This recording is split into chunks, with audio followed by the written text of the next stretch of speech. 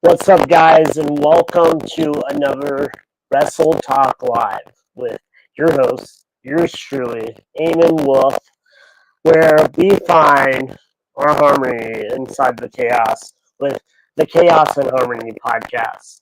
Today, we dive in deep into the storyline and the person, Logan Knight, making waves around the region of Oklahoma and states surrounding. He is the spotlight in the scene, and he has held gold throughout his career. So we're going to highlight on his career today and just dive in deep into who Logan Knight is. We'll cover some ground on our Pride theme, it being Pride Month, Men's Health Month, and also looking into a little dive in deep on his future into fatherhood. So get ready for our guest, Logan Knight, the spotlight. Yeah.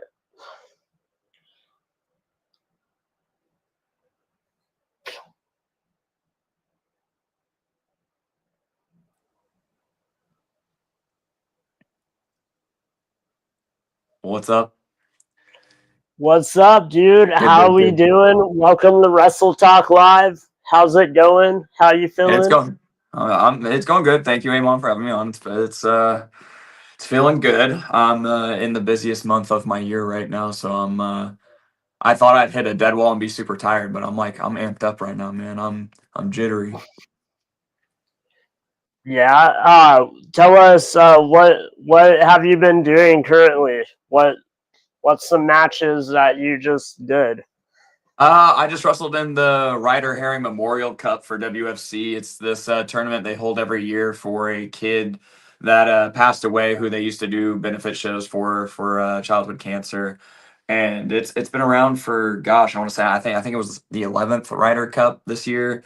And I haven't been a part of any of the Ryder Cups until this year, and I finally got to wrestle in a tournament style show, so that was a lot of fun. I wrestled Colton Vaught from Missouri. He is incredibly good. And then I wrestled Alex Royal on the second night, and that was a lot of fun as well. Heck yeah. Sounds like an eventful month already. You're just kicking it off, going smooth in, and running it up. So I'm liking what I'm hearing. Yeah. You've held multiple titles and main evented across the region. When you look at your career so far, what moment do you think truly defines who the spotlight Logan Knight is? Oh man, it's hard because wrestling is never at least in my experience, I've never been able to say, oh, this was the this was the turning point right here. I always feel like it's a culmination of things over a period of time, but I feel like I don't know. Like I used to not always be in the spotlight. I used to just be some bloke named Warren Powers, and it wasn't really working out for me. So I would say when I made the switch to being my true self and being the spotlight Logan Knight, that really shifted my career for the better. And then over the years, I've really fine tuned some stuff. I would say another thing that really like got me in the eyes of some good people were probably my promos. I have some of the best like high end promos out there for an indie guy that's not on like GCW. So Heck yeah, heck yeah. Yeah, you really know how to work a mic. yeah. You really know how to work a crowd. I've seen it in person, filming ringside and everything. With it being Pride Month, tell me what does Pride stand for you? Not just personally, but professionally in a wrestling industry.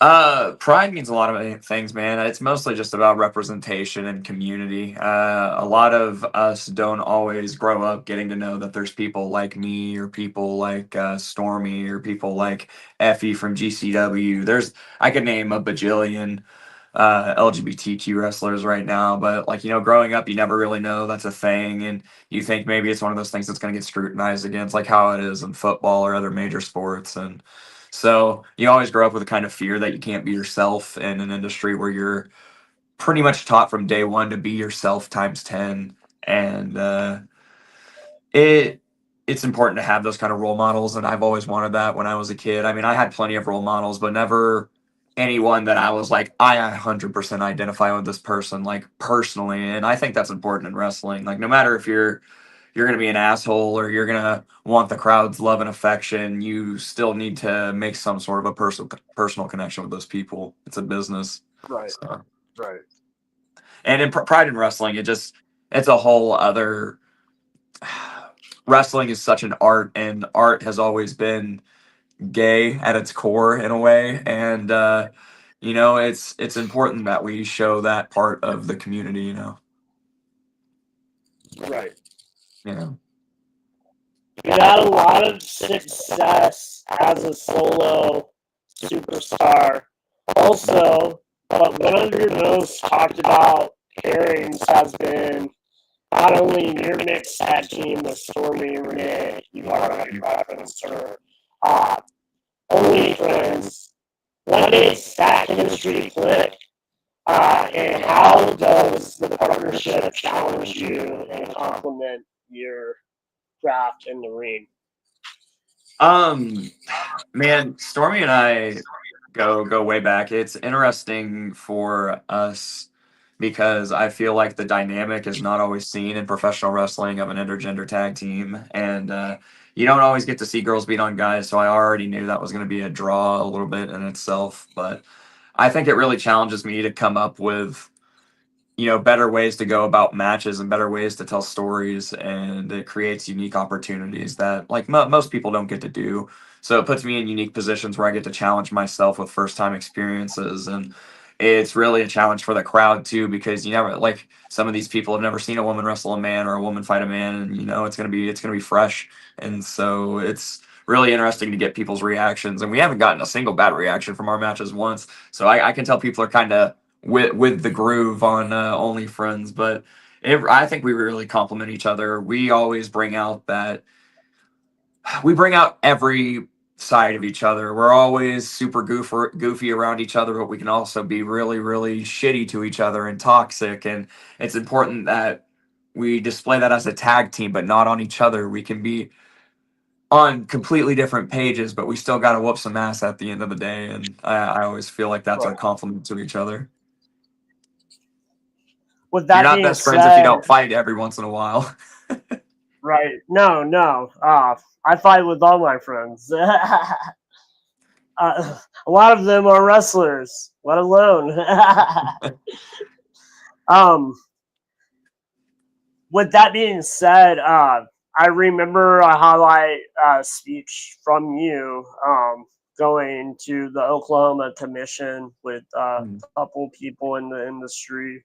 You want to Uh, highlight anything about that with the mixed or intergender matches and stuff like that?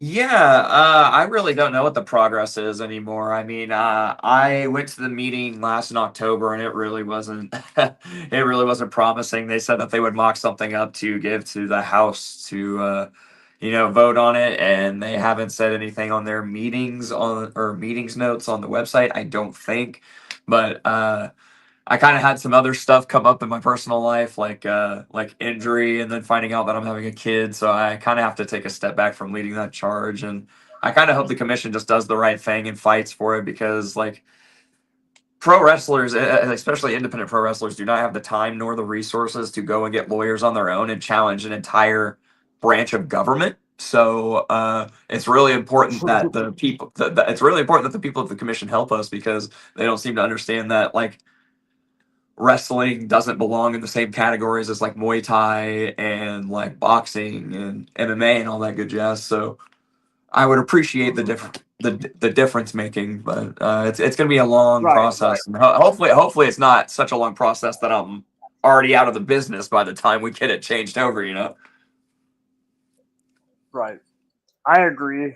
Uh, Hopefully, they kind of fix that within the state and other states that have the same kind of things. Because I don't know, like I think about China, like she's a really good like focal point in women wrestling. She was like one of the first among men that wrestled Mhm. men.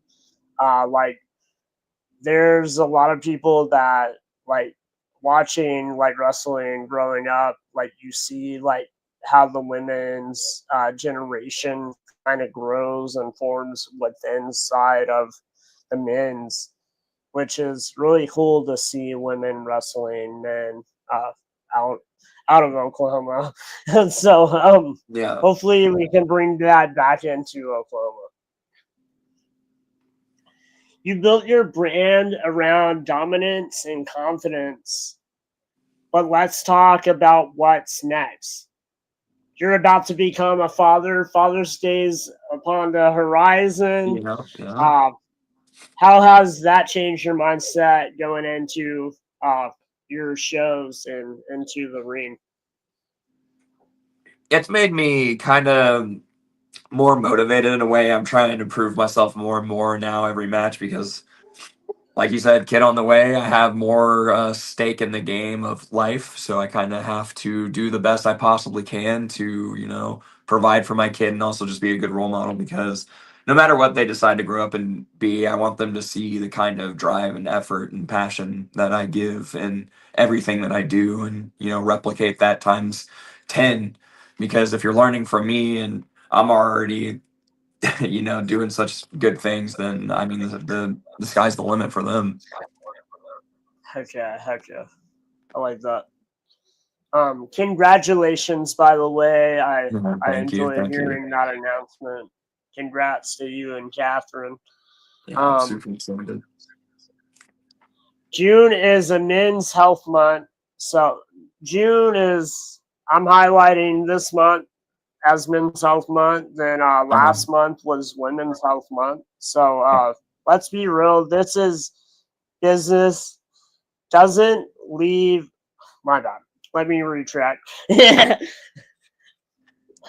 This is business.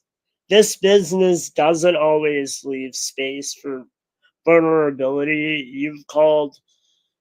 You're called to the ring uh, by therapy. You say the ring's kind of like therapy to you. Mm. What does taking care of your mental health and emotional health actually mean to you within being a wrestler? Just If that making makes sure that I'm in sense. a positive mindset to go out there and really be entertaining and really put on that kind of show and also be a good partner and listen because if you're not in the headspace and listening to the other guys in the match and you mess something up, it's life or death out there and it can get messy and it can get ugly and you don't ever want to put someone in harm, especially at this level when we're not really, we're making pennies to the dollar. So I always try and make sure I get a good night's rest before a show or something like that if I've had a bad week or a bad day. And, I try not to eat on show days either. It kind of makes me more nervous on show days, but because of that empty stomach, I just get butterflies real easy. But at the same time, I don't want to make myself, I don't want to eat and then get sick and throw it up because wrestling is a lot of cardio. So I don't know. It's really always a match to match basis. I have like a different routine. I mean, I pray or I'll do warm ups or I'll do stretches or I'll just like really shoot the shit, or maybe I'll go outside and I'll hit my pen for a little bit to calm down. It's always a number of different things that can really get me in a better mind state. I think it's important to take a step back from wrestling sometimes and analyze what kind of shape you're in. That way, you're not putting yourself at harm and then other people. Yeah. I like that you pointed that out because a lot of people watch wrestling and they don't realize what goes into the work you guys do among the ropes and the rings and how painful it can be at times. And y'all gotta still keep going. Like, I know you have a busy schedule, so it's kind of like you take the bumps and bruises as you keep going. Then, like, you mold yourself into this warrior, and I love the art of that. And that's why it inspires me just to go film or come to a show and watch y'all do what y'all do in the ring. It's incredible, man. It's incredible. Thank you. That's awesome. You fought for a lot of things in your career: respect, recognition, relevance. What are you fighting for right now?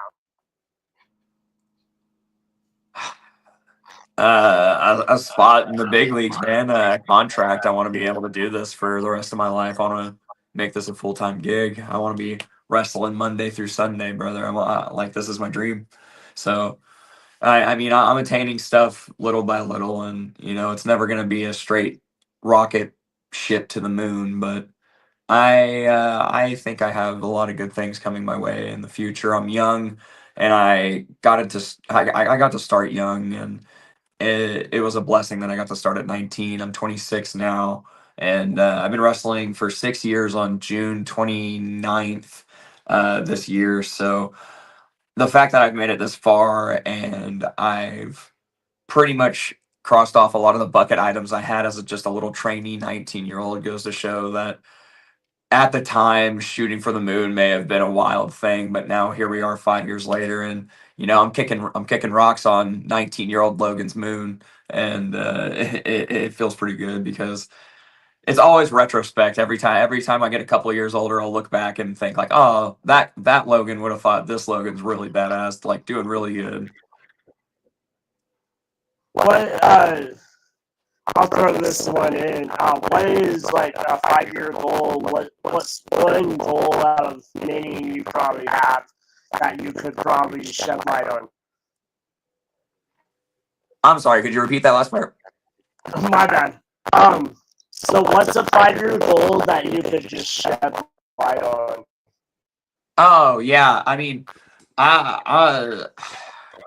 contract, baby. Everybody has their favorite place. I would accept a contract from any big company like NWA, New Japan. I would go to. Okay, I like that. Yeah, like I'm shooting for the moon, man. 30 years old is like the prime time to get signed and really get your stuff going on TV. And I would love to work anywhere, but I'm a very, very, very big fan of AEW and AAA and Ring of Honor. So like that would be like some of my first picks if I really had to go anywhere.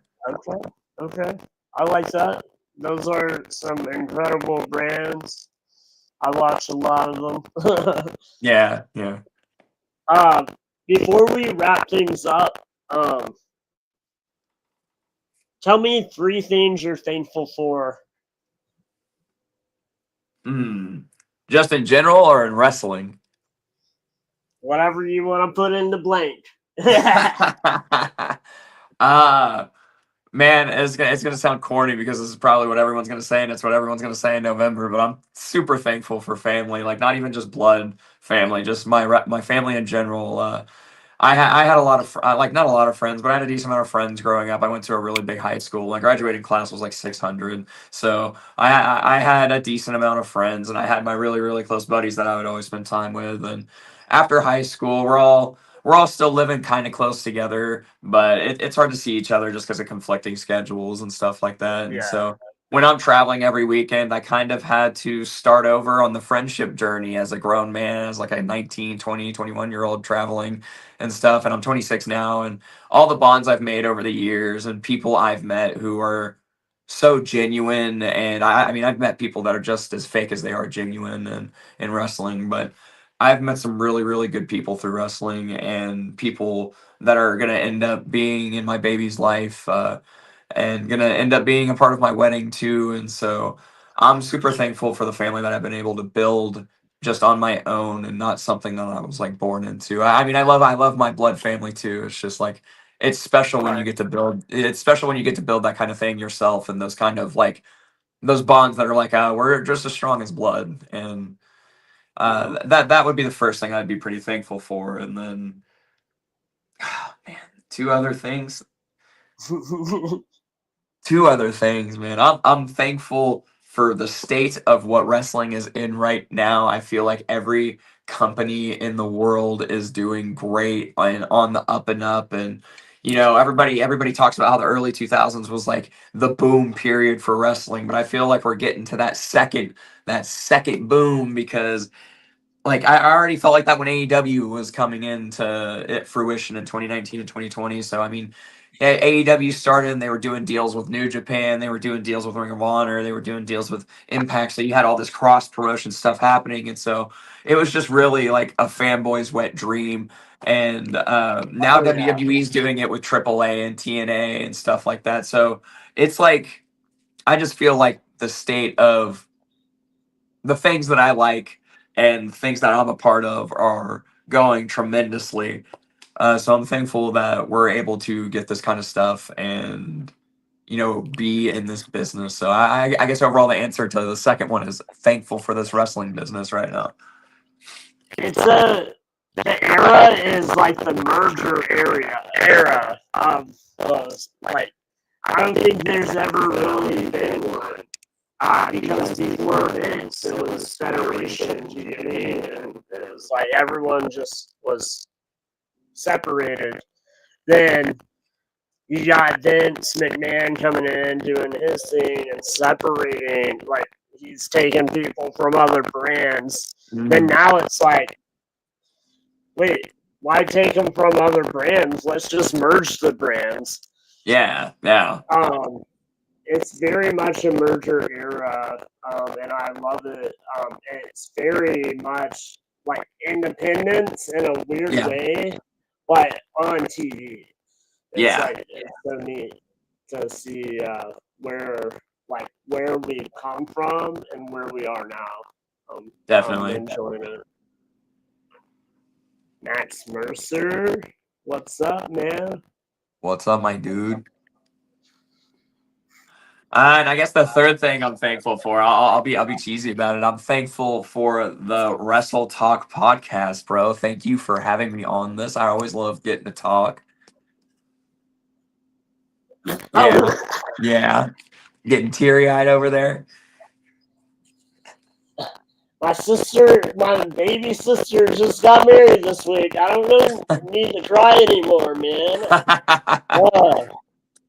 No, congrats to you, Miranda. I love you. But, that's awesome. Thank you for that. We're almost at a year of being a podcast. Yeah. This is season 3. God is good. Yeah, Is yeah. good. Wrestling's good. Yeah. So leave the audience out there with a piece of advice that maybe they want to break in, or maybe just advice to accomplish their goals in life. the best advice I could possibly give that I think has really helped me over the years, and it's sometimes hard to always grasp this because, emotions are a roller coaster, up and down, no matter how stable you are. So you're never going to be able to think clear thoughts every day and think of this motto, but just lean into you. You are capable of great things. You can accomplish anything that you set your mind to, but you have to bust your ass. Life is hard. Other people have it harder, and it's up to you on if you're gonna get fucked or if you're gonna fuck harder than life. So, just really, I've really developed a grab the bull by the horns type of mentality lately, and I was always kind of a scared individual growing up, and so as an adult, I've been really, really trying to cling to the things that I wish I was growing up. And I wouldn't, take anything that I've done or said so far in my life back. I don't have any regrets. I do have times where I wish I was this grown previous in my life, and I know I'm going to think this about myself again in 5 years. But just be you to your fullest extent, be a good person, and shoot for the moon. Heck yeah, I love that. Take that in, put it in your heart, hold it forever. The spotlight spoke, and the light got bright for a second. Legit. Tell us anything coming up, what you're doing right now. What's your schedule looking like for June, so we Yeah, can so come see you. I have my gender reveal happening at Heartland Championship Wrestling in Wichita this Saturday. There's going to be a match to determine the gender. It's going to be Colton Kinnaman versus Gavin Bush. It's going to be really fun. I also have a match for the Out of Luck Championship that same night, so I have to find out my baby's gender and then also go wrestle in a title match and hopefully win. So because that would be pretty cool. Well, Father's Day present. But I'm going to be all over the place. I'm going to Uncanny Attractions in Austin next weekend with Stormy. I'm hosting a drag show in Oklahoma City next Friday, and then Oh wow. the last weekend of June, I'm going to be in Colorado for 4 different shows. I'm going to be doing fun wrestle drag, battleground pro wrestling, and primos. So I'm pretty busy here in June, traveling and doing all the stuff I possibly can because after June, I only have like 12 more matches left, so it's really going to start slowing down. Okay. Well, keep killing it. Keep shining your light. Thank you. Thank you. Have an amazing Pride Month, let alone Men's Health Month, and in like 2 weeks, you're gonna find out after. Well, before that, you're gonna find out the gender. Then Yeah. Father's Day. So Father's Day is coming up. Logan's gonna be a dad soon. So how do you feel about that, really, man? I'm I didn't stoked. really touch a lot on that, but how do you really feel about that? I've always wanted to be a dad. I'm super stoked. It couldn't have really happened at a better time, I guess. Like, no, nobody really says, "Oh, I had my baby at the perfect time," but I think I like it's fine. It's not. It didn't create any more stress. If anything, it kind of relieved me in a bit because I was always kind of concerned maybe I couldn't have kids. Didn't know, uh, but here we are having a baby. Yeah, So happy Father's Day, man. thank you. I Have appreciate it. have a great one, man. And enjoy the month. Ride the Appreciate wave you. of life through your June. Don't let Mm. no one stop you. You know who to hit up if you need me. Uh, yeah, for sure, man. I appreciate you. Thank you. Thank you for your time. Thank you for the conversation. I Of really course. appreciate what you do for us in the industry Mm. and the scene around the world. So keep rocking Appreciate and you, man. rolling. You're gonna hit the high ropes one day, and I'll be like, I got to interview him. So I got that. Um, Yeah, and all you guys out there that aren't watching live, but you'll watch this later, I love you guys. Thank you for always tuning in to Chaos and Harmony podcast. Have a wonderful Pride Month, and welcome to June Men's Health Month. Uh, Go represent men out in your industry around you. today. Go celebrate with promotions for Pride Month, and go do your thing and check out every interview that we have and keep going. Thank you, Logan. Thank you.